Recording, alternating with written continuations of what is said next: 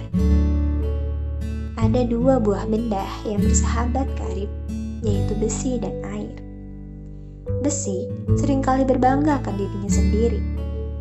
Ia sering menyombong kepada sahabatnya. Lihat, ini aku kuat dan keras. Aku tidak seperti kamu yang lemah dan lunak. Air hanya diam saja mendengar tingkah sahabatnya.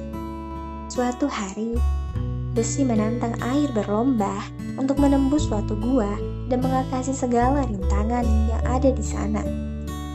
Aturannya, barang siapa dapat melewati gua itu dengan selamat tanpa terluka, maka ia dinyatakan menang. Rintangan pertama mereka ialah mereka harus melalui penjaga gua itu, yaitu batu-batu yang keras dan tajam. Besi mulai menunjukkan kekuatannya. Ia menabrakkan dirinya ke batu-batu itu. Tetapi karena kekerasannya, batu-batuan itu mulai runtuh menyerangnya, dan besi pun banyak terluka di sana-sini karena melawan batu-batuan itu. Air melakukan tugasnya. Ia menetes sedikit demi sedikit untuk melawan bebatuan itu. Ia dengan lembut mengikis batuan itu sehingga bebatuan lainnya tidak terganggu. Ia hanya melubangi sepertinya saja untuk lewat, tetapi tidak merusak yang lainnya. Skor air dan besi adalah 1-0 untuk rintangan ini atas kemenangan air. Rintangan kedua mereka ialah mereka harus melalui berbagai celah sempit untuk tiba di dasar gua.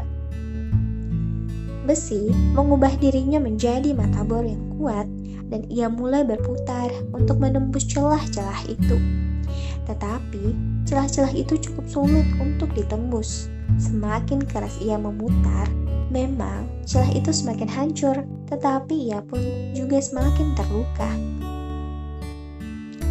Air dengan santainya mengubah dirinya mengikuti bentuk celah-celah itu. Ia mengalir santai dan karena bentuknya bisa berubah, ia bisa dengan leluasa tanpa terluka mengalir melalui celah-celah itu. Skor air dan besi 2-0 untuk kemenangan air. Rintangan ketiga ialah mereka harus dapat melewati suatu lembah dan tiba di luar gua. Besi kesulitan mengatasi rintangan ini. Ia tidak tahu harus berbuat apa dan akhirnya ia berkata kepada air, "Air, skor kita 2-0. Aku akan mengakui kehebatanmu jika engkau dapat melewati rintangan terakhir ini." Air pun segera menggenang. Sebenarnya, ia pun kesulitan mengatasi rintangan ini, tetapi kemudian air membiarkan sang matahari membantunya untuk menguap. Ia terbang dengan ringan menjadi awan. Kemudian dengan bantuan angin yang meniupnya ke seberang dan mengembunkannya, maka air turun sebagai hujan. Air menang telak atas besi dengan skor 3-0. Sahabat pelagi, pelajaran yang kita dapatkan dari sini adalah jadikanlah hidupmu seperti air. Air dapat memperoleh sesuatu dengan kelembutannya tanpa merusak dan mengacaukan.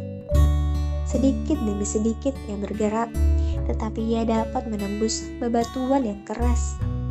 Hati seseorang hanya dapat dibuka dengan kelembutan dan kasih, bukan dengan paksaan dan kekerasan. Kekerasan hanya menimbulkan dendam, dan paksaan hanya menimbulkan keinginan untuk membela diri.